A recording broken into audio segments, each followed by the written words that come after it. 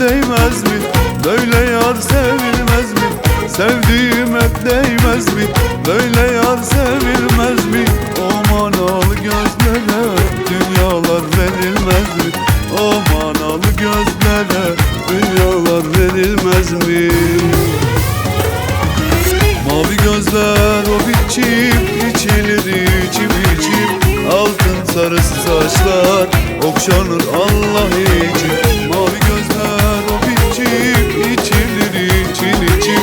Altın sarısı saçlar okşanır Allah için.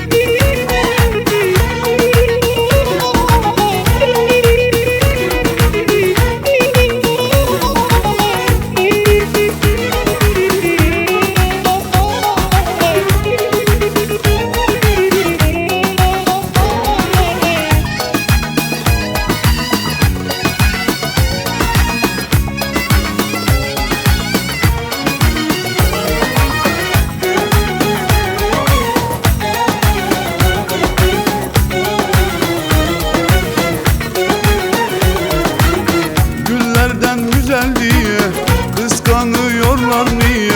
Güllerden güzel diye kıskanıyorlar niye? Senin gibi güzele can kurban edilmez mi? Senin gibi güzele can kurban edilmez mi?